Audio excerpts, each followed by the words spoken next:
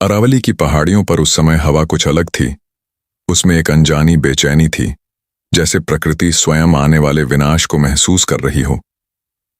धूल से भरे आसमान के नीचे धरती शांत थी, लेकिन यह शांति उस तूफान से पहले की खामोशी थी, जो इतिहास को हमेशा के लिए बदलने वाला था। यह केवल एक युद्ध नहीं था, यह दो विचारों का टकराव था। एक तरफ तलवार, परंपरा और स्वाभिमान, और दूसरी तरफ बारूद, तोपें और नई युद्ध नीति। दिल्ली अब बदल चुकी थी। पानीपत के मैदान में जीत के बाद बाबर ने खुद को हिंदुस्तान का शासक मान लिया था, लेकिन उसकी नजरें जानती थीं कि यह जीत अधूरी है, क्योंकि पश्चिम में एक ऐसा नाम खड़ा था जो झुकना नहीं जानता था। राणा सांगा। वह केवल एक राजा नहीं था, वह एक विचार था, एक प्रतिरोध था, एक ऐसा योद्धा जिसने अपने शरीर पर असंख्य घाव झेले, लेकिन अपनी आत्मा को कभी झुकने नहीं दिया। जब बाबर को यह समाचार मिला कि राणा सांगा उसे चुनौती दे रहा है, तो उसके दरबार में कुछ पल के लिए सन्नाटा छा गया, लेकिन वह डरने वालों में से नहीं था। उसने अपनी सेना को संगठित किया, तोपों को तैयार किया, रथों को श्रृंखला में बांधा और मैदान चुना। खानवा। यह स्थान केवल युद्ध का मैदान नहीं था, यह उसकी रणनीति का केंद्र था, जहां उसकी बारूदी शक्ति पूरी तरह प्रभावी हो सकती थी। उधर मेवाड़ में एक विशाल सभा बुलाई गई। राजपूताना के हर कोने से सरदार आए। मारवाड़, आमेर, ग्वालियर, मेवात, सभी की निगाहें एक ही व्यक्ति पर टिकी थीं। राणा सांगा धीरे धीरे उठे। उनका शरीर घावों से भरा था, लेकिन उनकी आवाज में वह आग थी जो हजारों दिलों को जला सकती थी। उन्होंने कहा, दिल्ली किसी और के अधीन हो सकती है, लेकिन यह भूमि अब भी हमारी है। और उसी क्षण तलवारें उठीं, गर्जना गूंजी। युद्ध। फिर वह दिन आया जब दोनों सेनाएं खानवा के मैदान में आमने सामने खड़ी थीं। हवा भारी थी, समय जैसे रुक गया था। एक ओर बाबर की संगठित सेना तोपों और बारूद के साथ, और दूसरी ओर राजपूत सेना तलवारों और अडिग साहस के साथ। अचानक तोपों की पहली गर्जना हुई और आकाश फट पड़ा। गोले राजपूतों के बीच गिरने लगे। धरती कांप उठी, लेकिन कोई पीछे नहीं हटा। राणा सांगा ने अपनी तलवार उठाई और एक ही शब्द कहा, आक्रमण। और अगले ही पल राजपूत सेना तूफान बनकर टूट पड़ी। घोड़ों की टापों से धरती हिल गई, हाथियों की चिंगाड़ से आकाश गूंज उठा और तलवारें बिजली की तरह गिरने लगीं। सांगा स्वयं सबसे आगे थे। उनका हर वार एक सैनिक नहीं बल्कि पूरी पंक्ति को चीर रहा था। कुछ क्षणों के लिए ऐसा लगा कि बाबर की सेना टूट जाएगी, लेकिन बाबर केवल योद्धा नहीं था, वह रणनीतिकार था। उसने अपनी सबसे खतरनाक चाल चली, तुल्लुगमा। धीरे धीरे उसकी सेना चारों ओर फैलने लगी और देखते ही देखते राजपूत सेना घिरने लगी। पहले दाएं से हमला हुआ, फिर बाएं से, फिर पीछे से। कुछ पल के लिए अराजकता फैल गई। इसी बीच सबसे बड़ा आघात हुआ, विश्वासघात। कुछ सरदार पीछे हटने लगे, कुछ ने साथ छोड़ दिया। यह वह क्षण था जब युद्ध केवल तलवारों से नहीं बल्कि मनोबल से हारने लगा। लेकिन राणा सांगा नहीं रुके। उन्होंने अपने घोड़े को एढ़ लगाई और सीधा दुश्मन के केंद्र की ओर बढ़े। उनकी गर्जना गूंजी, हर हर महादेव। वह दृश्य किसी प्रलय से कम नहीं था। सांगा के वार से सैनिक गिरते जा रहे थे, लेकिन संख्या बहुत अधिक थी। अचानक एक तीर उनके शरीर में आ लगा, फिर एक और वार, फिर एक और प्रहार। उनका शरीर डगमगाया, लेकिन उन्होंने तलवार नहीं छोड़ी। फिर वह क्षण आया जिसने इतिहास बदल दिया।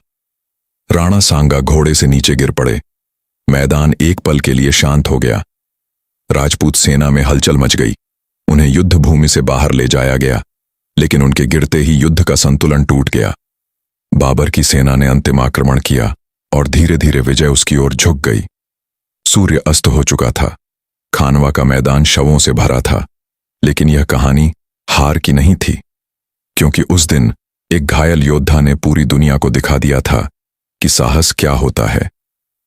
बाद में जब राणा सांगा को होश आया, तो उन्होंने पहला प्रश्न पूछा, युद्ध खत्म हुआ?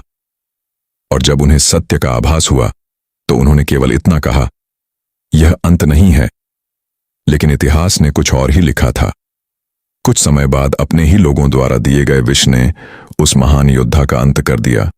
फिर भी नाम नहीं मरा। आज भी जब स्वाभिमान की बात होती है, जब साहस की बात होती है, जब इतिहास गर्व से सिर उठाता है, एक ही नाम गूंजता है। राणा सांगा को जब रणभूमि से बाहर लाया गया, तब भी उनके हाथ तलवार को ऐसे पकड़े हुए थे जैसे युद्ध अभी खत्म नहीं हुआ हो, जैसे उनका शरीर भले ही टूट चुका हो, लेकिन उनकी आत्मा अब भी लड़ रही हो। उनके चारों ओर राजपूत सरदार खड़े थे। किसी की आंखों में आंसू थे, किसी के चेहरे पर क्रोध, और किसी के भीतर वह भय जो पहले कभी महसूस नहीं हुआ था, क्योंकि पहली बार उन्हें लगा कि उनका सूर्य अस्त हो सकता है। सांगा की सांसें भारी थीं, रक्त लगातार बह रहा था, लेकिन जैसे ही उनकी चेतना लौटी, उनकी पहली प्रतिक्रिया दर्द नहीं थी, बल्कि वही प्रश्न, सेना कहाँ है? यह सुनकर एक क्षण के लिए सब मौन हो गए। कोई भी सत्य कहने का साहस नहीं जुटा पा रहा था। अंततः एक सरदार ने धीमे स्वर में कहा, महाराणा, युद्ध हमारे हाथ से निकल गया। कुछ क्षण के लिए समय थम गया। सांगा की आंखें बंद हो गईं, लेकिन यह हार की स्वीकृति नहीं थी। यह तूफान से पहले की शांति थी। उन्होंने धीरे से आंखें खोलीं और कहा, युद्ध हारा है, लेकिन इरादा नहीं। उनके शब्दों में वह आग अब भी जीवित थी, जिसने राजपूताना को एकजुट किया था। उधर खानवा के मैदान में बाबुर अपनी विजय को देख रहा था, लेकिन उसके चेहरे पर वैसा संतोष नहीं था जैसा पानीपत के बाद था। उसने अपने सामने फैले शवों को देखा, टूटी तलवारों को देखा, और फिर दूर उस दिशा में देखा जहां से राणा सांगा को ले जाया गया था। वह समझ चुका था, यह जीत आसान नहीं थी। उसने धीरे से कहा, ऐसे दुश्मन बार बार नहीं मिलते। उसकी आवाज में सम्मान था और हल्का सा भय भी। खानवा की हार के बाद भी राजपूताना पूरी तरह नहीं टूटा था, लेकिन उसके भीतर एक दरार जरूर पड़ चुकी थी। वह एकता जो सांगा ने वर्षों में बनाई थी, अब कमजोर होने लगी थी। छोटे छोटे सरदार अपने अपने किलों में लौटने लगे। कुछ ने भविष्य के भय से दूरी बना ली, और कुछ ने अपने अस्तित्व को बचाने के लिए समझौते की राह पकड़ ली। लेकिन सांगा, वह अभी भी हार मानने को तैयार नहीं थे।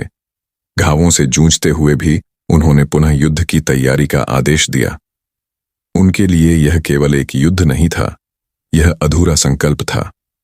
उन्होंने अपने विश्वस्त सरदारों को बुलाया और कहा, जब तक इस भूमि पर विदेशी सत्ता है, तलवार म्यान में नहीं जाएगी।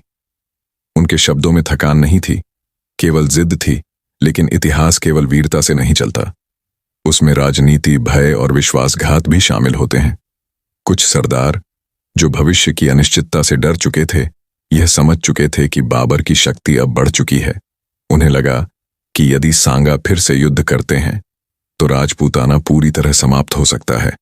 और यहीं से जन्म हुआ सबसे बड़े विश्वासघात का। एक रात जब सांगा अपने शिविर में विश्राम कर रहे थे, उन्हें औषधि के नाम पर विष दिया गया। वह क्षण किसी भी युद्ध से अधिक क्रूर था। जिस योद्धा को दुश्मन नहीं हरा पाया, उसे अपने ही लोगों ने समाप्त कर दिया। धीरे धीरे उनका शरीर प्रतिक्रिया करने लगा, सांसें भारी होने लगीं, लेकिन अंतिम क्षणों में भी उनकी आंखों में भय नहीं था। उन्होंने अपने सरदारों की ओर देखा और केवल इतना कहा, स्वाभिमान मत खोना।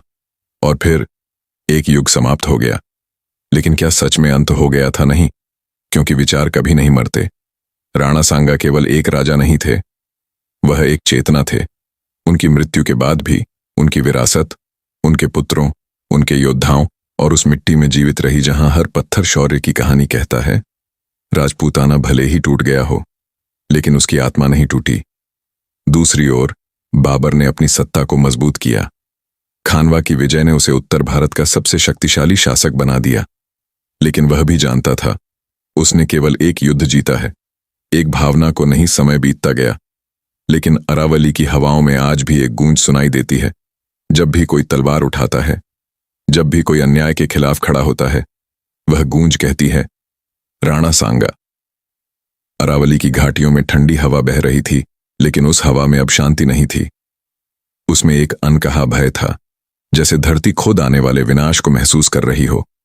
रात गहरी थी और उस अंधेरे में मशालों की लौ कांप रही थी। हर लौ के पीछे एक चेहरा था, थका हुआ, घायल, लेकिन अब भी अडिग।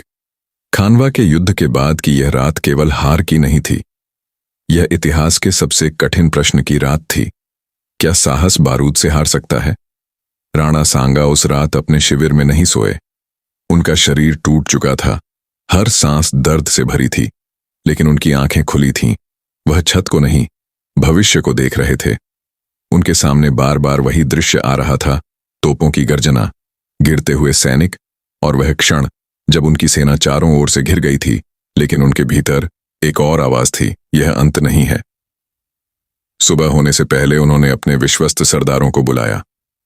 जब सभी एकत्र हुए तो कुछ पल के लिए कोई कुछ नहीं बोला।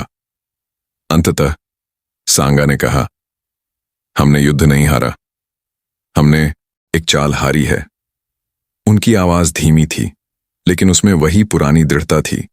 बारूद नई है, लेकिन साहस अभी भी पुराना नहीं हुआ। कुछ सरदारों की आंखों में आशा लौटी, लेकिन कुछ के मन में भय अब भी जिंदा था। उधर आगरा में बबूर अपनी विजय का जश्न मना रहा था, लेकिन वह जश्न अधूरा था। उसने अपनी डायरी में लिखा, आज हमने एक महान शत्रु को हराया, लेकिन उसकी आत्मा अभी जीवित है। वह जानता था कि राणा सांगा जैसे योद्धा केवल हार से समाप्त नहीं होते। उसने अपने जनरलों से कहा, अगर वह फिर उठा तो इस बार युद्ध और कठिन होगा।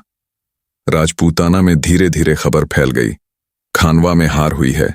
गांवों में सन्नाटा छा गया, किलों में चिंता बढ़ गई। कुछ लोगों ने इसे अंत मान लिया, लेकिन कुछ ने इसे शुरुआत। सांगा ने हार को स्वीकार नहीं किया। घावों के बावजूद उन्होंने नई सेना जुटाने का आदेश दिया। संदेश हर दिशा में भेजा गया, जो स्वाभिमान के लिए लड़ सकता है वह मेवाड़ आए।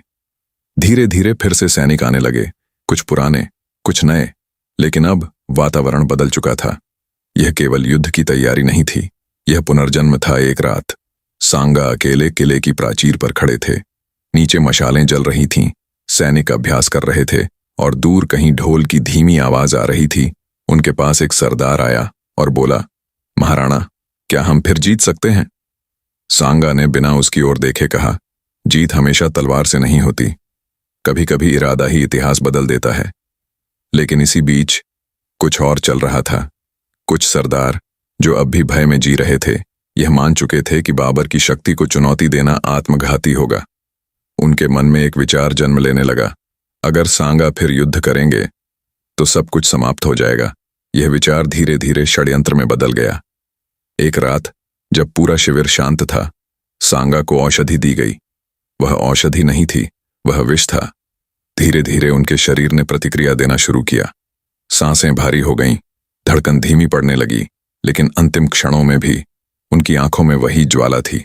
उन्होंने अपने पास खड़े सरदार की ओर देखा और कहा, तलवार मत छोड़ना। और फिर शांत हो गए। उस रात केवल एक राजा नहीं मरा, एक युग समाप्त हो गया।